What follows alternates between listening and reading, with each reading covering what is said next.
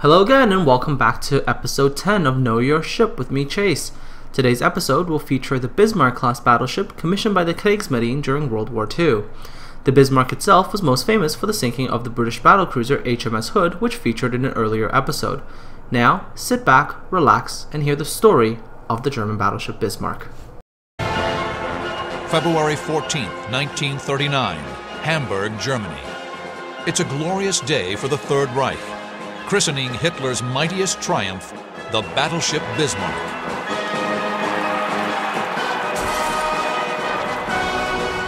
German newsreels proudly claim the great ship weighs 35,000 tons, the legal limit set by international naval treaties after World War I.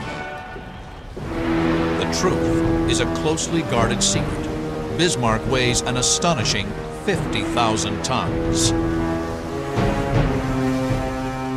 Wir waren, als wir die Bismarck sahen in Hamburg. When we saw Bismarck in Hamburg, we were tremendously surprised at its size.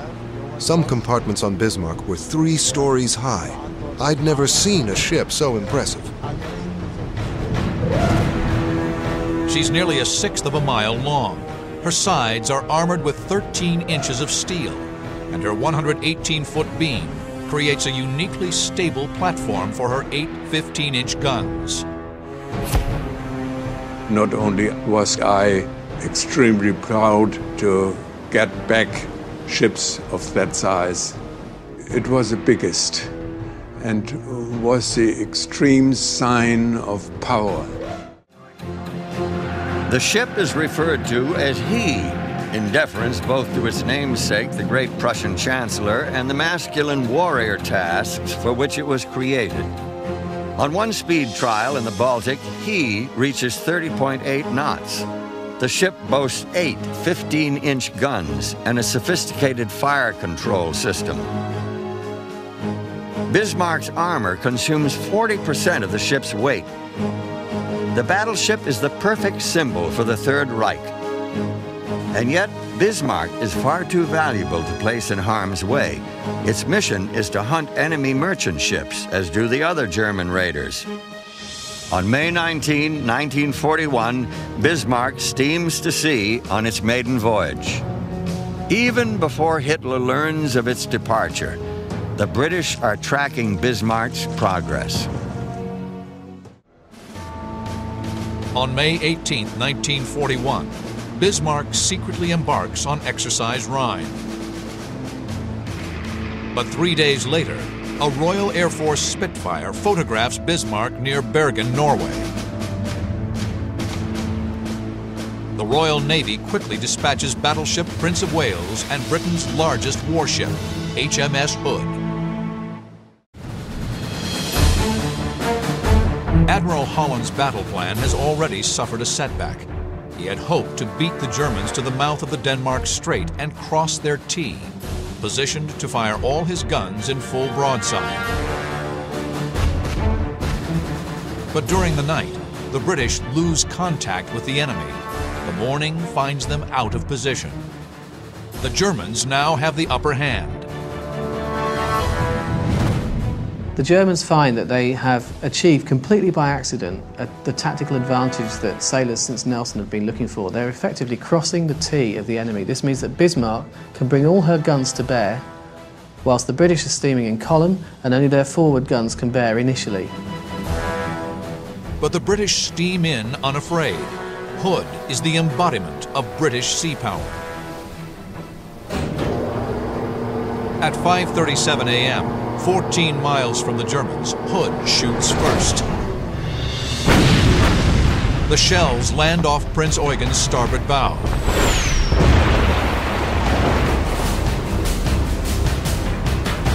A salvo from Prince of Wales quickly follows. The British shells miss their mark. British armor-piercing shells plunge into the sea. Huge columns of water erupt around the German ships, but Admiral Lutyens holds his fire. Und so viel ich mich erinnern kann, haben wir etwas früher gewechselt. We went to action stations and were waiting for orders to fire. The anticipation was unbearable. We knew we were under attack. But why weren't we shooting back?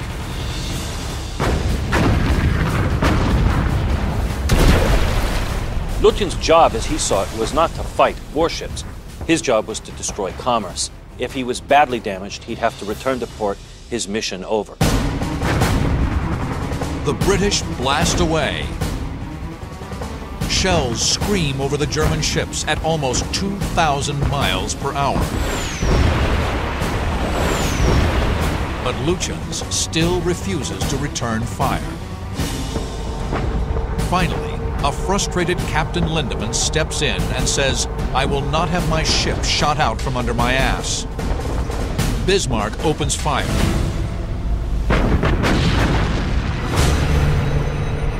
Lethal one-ton shells tear toward Hood. Germany has unleashed the fury of the most powerful warship on Earth. Both Hood and Bismarck are armed with 8 15-inch guns that can hurl 1,700-pound shells over 15 miles. But Bismarck's newer guns can fire 3 shells a minute to Hood's 2. The critical difference is armor. Bismarck, a battleship, is heavily armored. Hood, a battlecruiser built for speed, is not. They were designed to hunt down and sink enemy cruisers. They were never designed to stand up in a line of battle against battleships. The armor on Hood's deck is no more than 3 inches thick. Shells dropping from a steep angle, called plunging fire, can easily punch through and explode inside. She was always intended to go in for a full refit, to have the deck armor fortified. But unfortunately, war was declared and she couldn't be spared.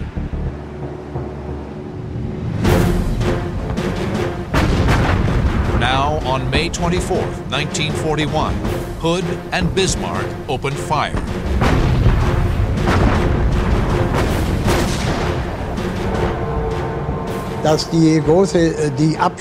When the big guns fired, the entire ship staggered. It felt like it was bending and was pushed sideways in the water. It was amazing. The guns were so incredibly powerful. Hood and Prince of Wales are here. Bismarck and Prince Eugen are here, 13 miles away. Knowing the threat of plunging fire to Hood, the British race in, trying to get close enough to force the German gunners to fire at a flat trajectory. The shells will hopefully strike Hood's 12-inch hull armor rather than the thin deck. Bismarck's first salvo barely misses, exploding just off Hood's starboard bow. Bismarck fires again. The German gunners zero in with deadly efficiency.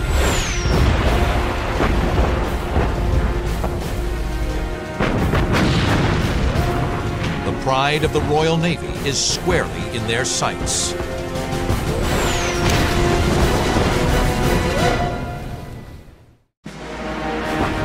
Just 4 minutes into the battle, the Germans draw first blood. A shell rips through Hood's ammunition locker, exploding 4-inch anti-aircraft shells. A hurricane of shrapnel cuts down the men on the deck.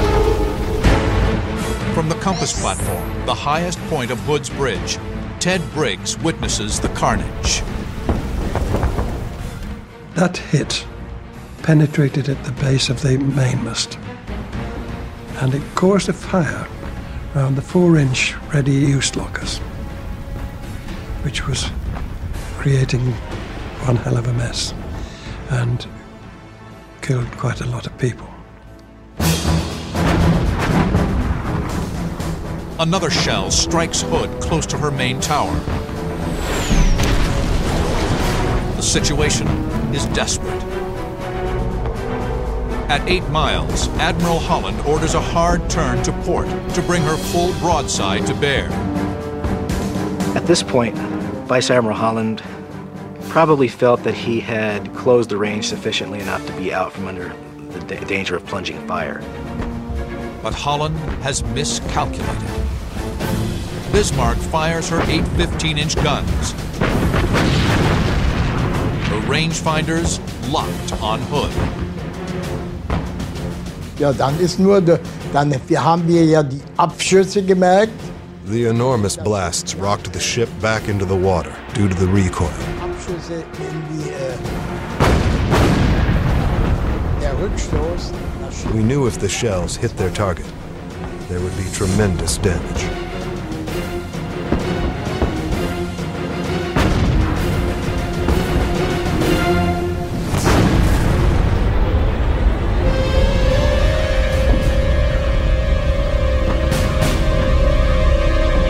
After 20 seconds in flight, a single 1,700-pound armor-piercing shell plunges through Hood. Dead center. The armor-piercing shell penetrates deep into the bowels of the ship. The powder in a main magazine ignites. British crewmen on Prince of Wales watch in muted horror as a geyser of flames spews from Hood's ruptured deck. This massive amount of powder in that magazine did something we call deflagration. It's like a giant Roman candle burning in an enclosed space. Then, a huge explosion buckles the hull, twisting and shearing the mighty ship in half.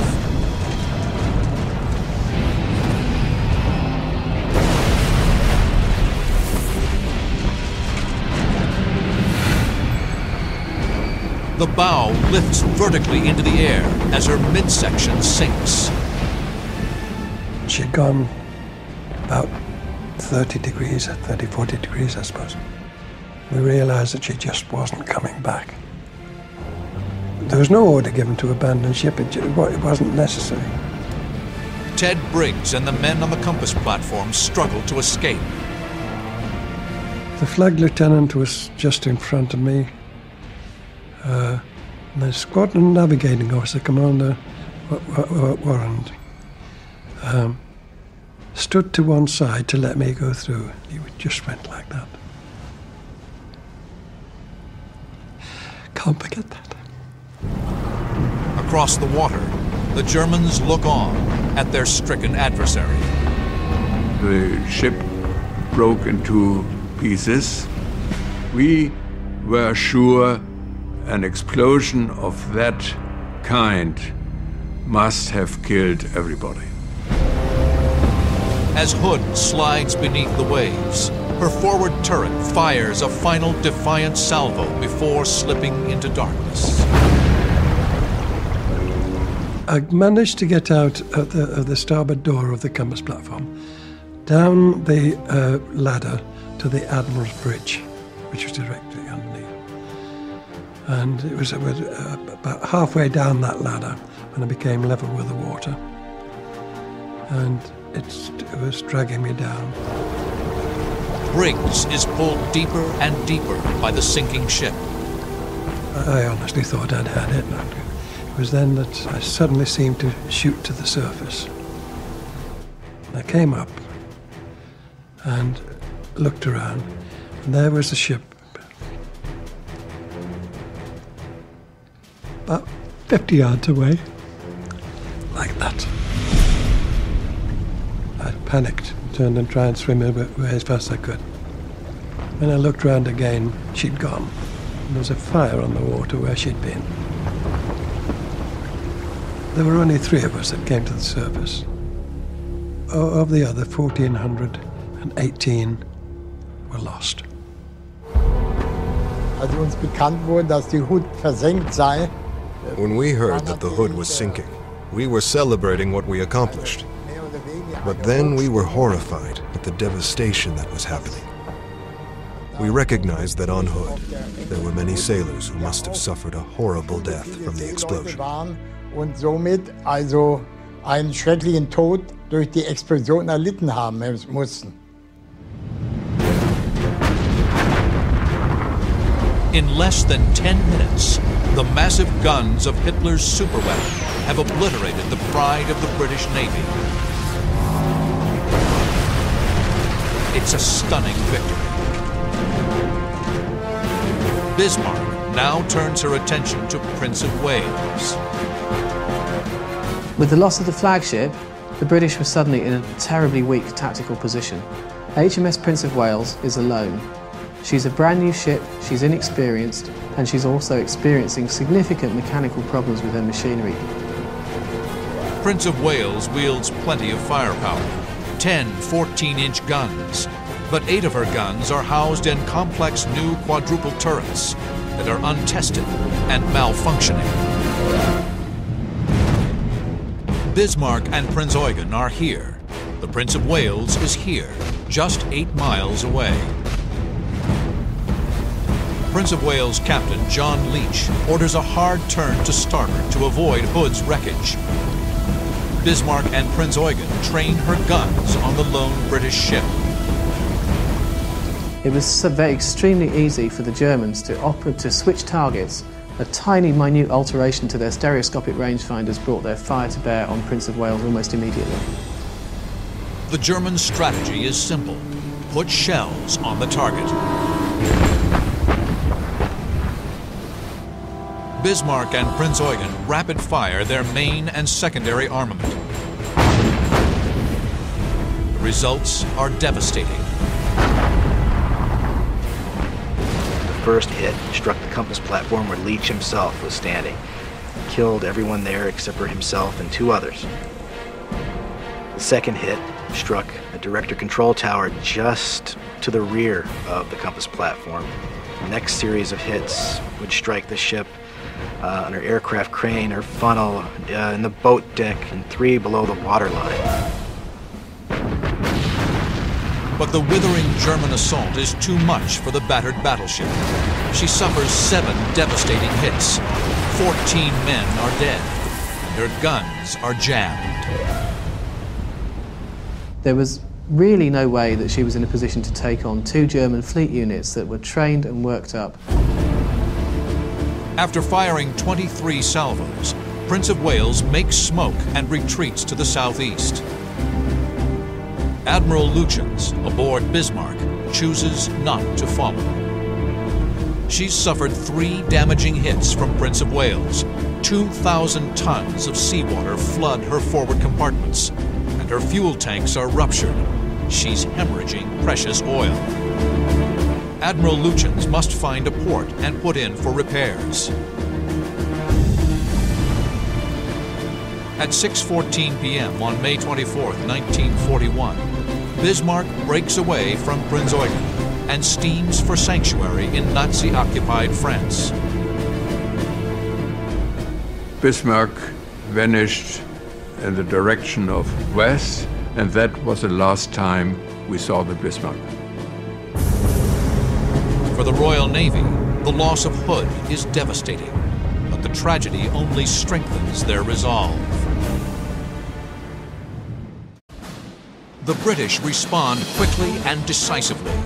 Prime Minister Winston Churchill vows Bismarck must be sunk at all costs. We all wanted to revenge the Hood, there's no doubt about it. Every ship in the Navy, the smallest ship, the biggest ship in the Navy, wanted to revenge the Hood. And that's what we sent out to do. Within hours after Hood's sinking, nearly every warship in the North Atlantic is sent to reinforce Fleet Admiral John Tovey's command. Bismarck is now 2,000 miles from France. The wounded Prince of Wales shadows Bismarck with the cruisers Norfolk and Suffolk. Tovey himself commands the operation from the battleship King George V. His battle group is 300 miles east of Bismarck. A detachment known as Force H steams in from the south. Tovey, hours behind Bismarck, determines his best weapon for a quick counterattack is an airstrike.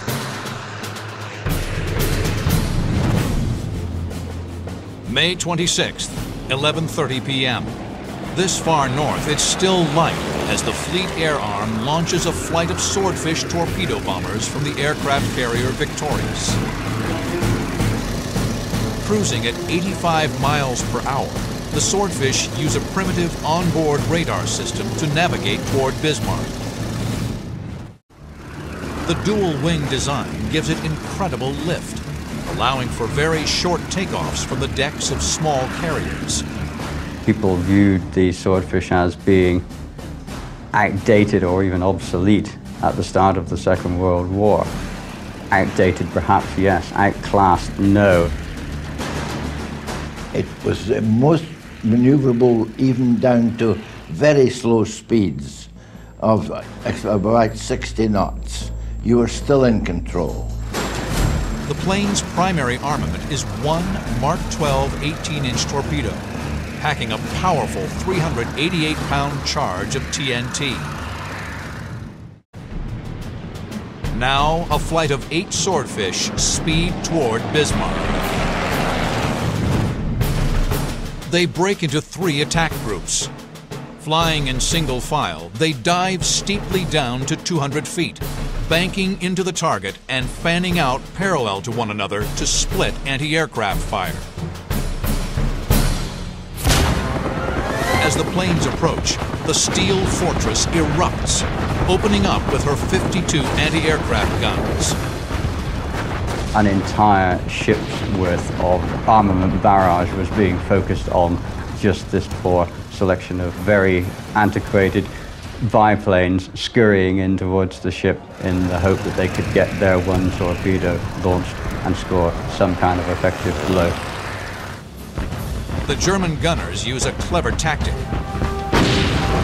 They fire Bismarck's main armament into the sea, creating massive walls of water in front of the tiny biplanes. The courageous Swordfish pilots press their attack, dropping to just 60 feet above the waves. They're flying so low and slow, Bismarck is unable to train her guns. The Swordfish pilots punch the torpedo release button on their throttles. Mark 12 torpedoes accelerate to 40 knots and close on the battleship. Dass uns britische Torpedoflugzeuge angreifen. British torpedo planes started to attack us. Our captain ordered many quick, violent turns to dodge the torpedoes.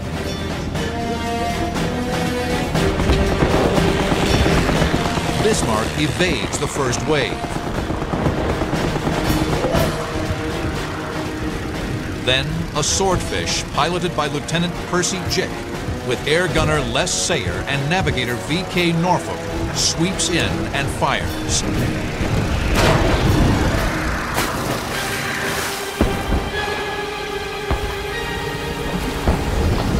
A massive column of water soars 150 feet in the air amidships on Bismarck. Wurden die Schnellschlussanlagen von den Turbinen auf. One torpedo exploded against the armor belt. The massive concussion threw us off our feet, and the jolt triggered the shutoff valves in the turbines. We had to quickly restart the engines. During the attack, the bosun's mate, Chief Petty Officer Kurt Kirkberg, was thrown into the airplane catapult and died. Bismarck has suffered its first fatality. But the torpedo has struck the thick armor belt and done little structural damage. Having dropped their single torpedoes, the Swordfish pull into cloud cover and return to their carrier. The aviators have sent a message. As long as Bismarck is shadowed, Tovey will keep sending waves of aerial assaults. For Admiral Lutyens aboard Bismarck, his next move is clear. He must shake the British ships from his tail. Lutyens knows the British are steering in a zigzag pattern to avoid possible U-boat attack.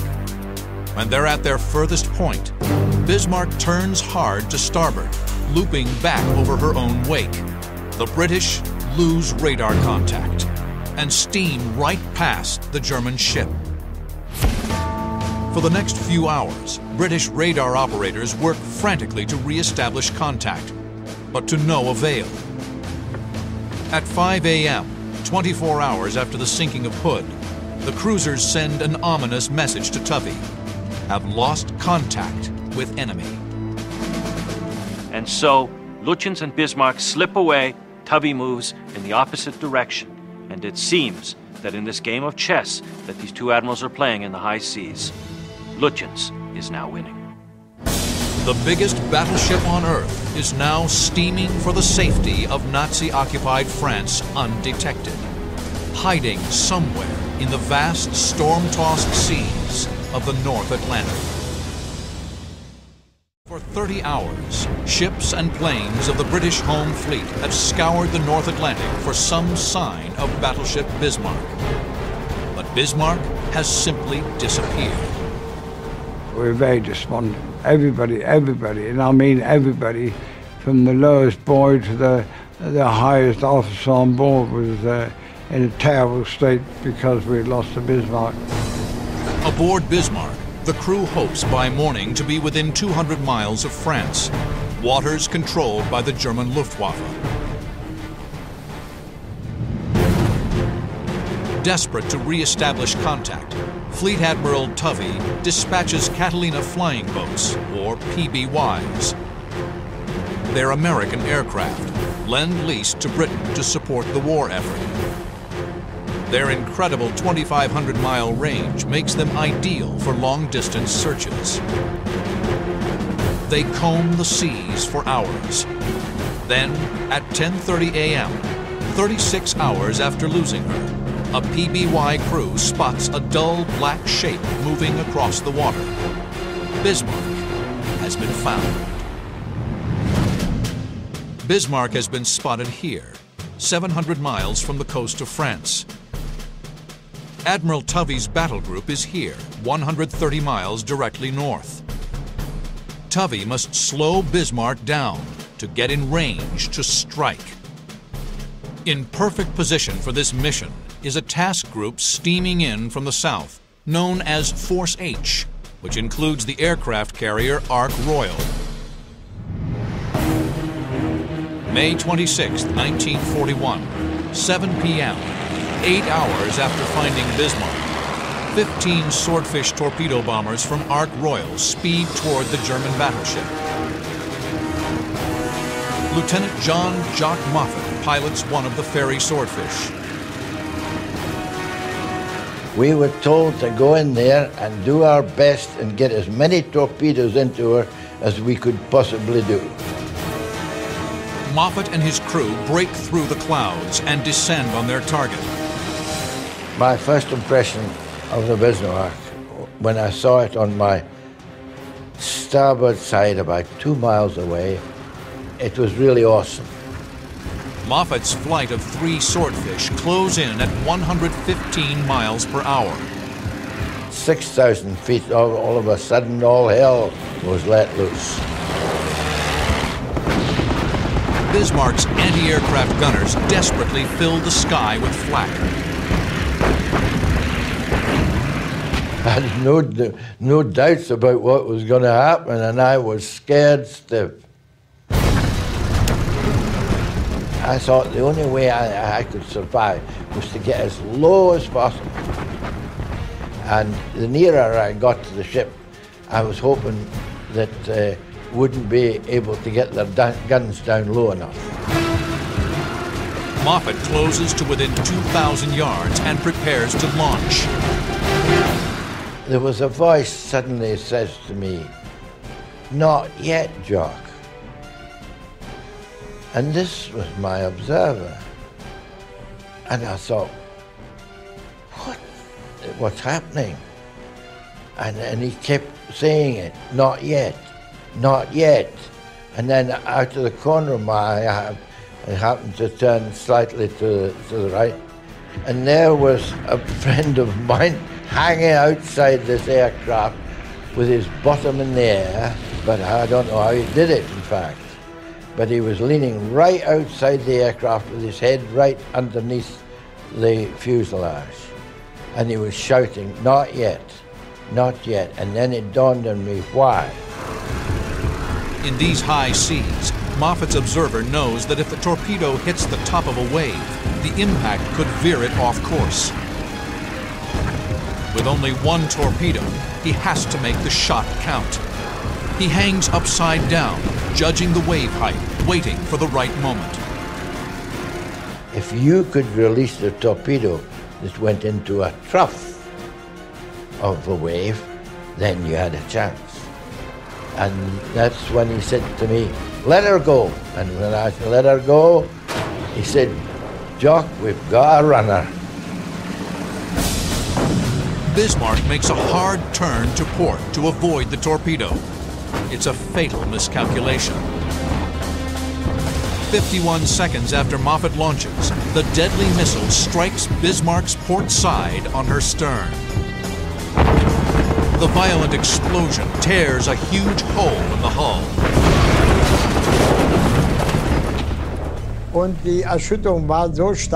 The shock was so strong that rivets flew off the bulkhead. And there was a sound like the ship was tearing apart. Und ein Krachen war, als wenn sämtliche Knochen gebrochen würden. Bismarck's unarmored twin rudders, angled for the hard turn to avoid the torpedo, jammed 12 degrees to port. Und Leutnant Richter, die stiegen dann von unserem U-Raum ein. They sent 2 men down in diving suits to try to fix the rudder mechanism. But the water was rushing in too fast through the big hole, so we all had to come back up. Weil das Loch und der Seegang zu stark war und mussten wieder hochkommen. The Swordfish have crippled the mighty battleship. With rudders jammed, Bismarck can only steam back toward her enemy. Wir wissen ja nur von der Schiffsführung. We knew that all efforts failed to steer the ship. We were alone, surrounded by enemies. Gegen Nordwest fahren konnten. Admiral Gunther Lütjens signals Berlin. Ship unmaneuverable. We fight to the last shell. Long live the Führer. The British surface fleet closes in for the killing blow. Finally, there's an opportunity to avenge the Hood, and the British go into action confident that they can achieve this. On King George V, Fleet Admiral John Tovey plots his tactics. His plan? Force the cornered German ship to divide its fire against multiple targets. Then turn his ship's broadside, unleashing massive firepower. Battleships Rodney and King George V speed to within 12 miles of Bismarck. At 8:47 a.m., Rodney's 16-inch guns fire. Then King George V. Shells rain down around Bismarck.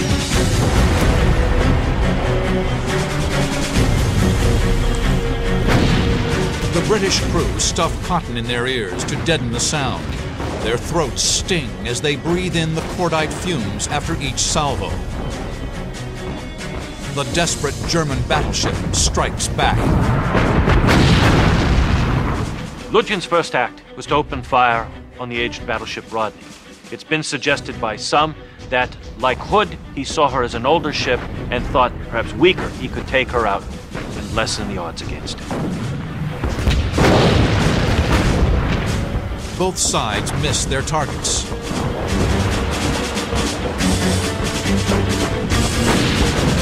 With each salvo, the gunners adjust their rangefinders. With her rudders jammed, Bismarck can't maneuver. She's an easy target. Rodney scores the first hit on Bismarck at 9:02 a.m. The British have the range and let loose with everything they have. We were firing broadside. We were firing 10 shells at a time. 10 14-inch shells were going all over. And that's a hell of a lot of shells for one ship to take. 2 British cruisers, Norfolk and Dorsetshire, join the fight. Bismarck is being pummeled from all sides. Ich kann nur von dem Endkampf erzählen, dass wir nur ab und zu Shell splinters rained through the air ducts that supplied our fresh air. The shells were hitting us fast, violently.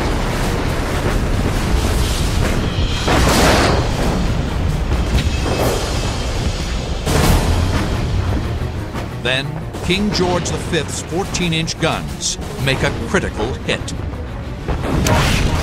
in dem Moment ging eine Granate. A shell hit the gunnery control and also the main battery. The men screamed because of all the sulfur steam. It scalded them terribly. Bismarck is now a slaughterhouse. The huge dreadnought fires a final salvo, but at 9:31 a.m., her mighty guns fall silent. Wurde dann von der Schiffsführung durchgegeben. As Bismarck's guns stopped, shells were hitting everywhere. Pieces of the ship were blasted away. Und dann das Schiff verlassen sollte. Das Schiff wird versenkt. In the end, it was pitiful to see, really, because we knew she wasn't firing anymore. Tubby's warships fire over 2,800 shells. 400 hits reduce Bismarck to a ravaged steel inferno. But the great battleship, her flag still flying, remains afloat. At 10:21, Tubby ceases fire. The cruiser Dorsetshire moves in to sink Bismarck with torpedoes. But the commanding officers left on Bismarck have other plans. Turbinenräume und die mussten. They announced over the PA that we should set scuttling charges and open the sea valves. We were going to sink her ourselves and abandon ship. Die ungefähr 1 Meter Durchmesser hatten, angebracht werden. Before the scuttling charges take effect, the Dorsetshire fires 3 21-inch torpedoes into Bismarck. At 10:39 a.m., Bismarck sinks by the stern into a watery grave. I was witness to a scene which haunted me for many days. Oh, those hundreds of poor sailors bobbing up and down in gale waters is not a pretty sight. And when we got back to the ship, there was no euphoria because we thought to ourselves, they're sailors, we're sailors, and they're by the grace of God. Out of Bismarck's crew of 2,092, only 115 survive. Among the dead are Admiral Lutyens and Captain Lindemann. Bismarck's only combat mission lasted just 215 hours. She proved a formidable enemy against surface ships.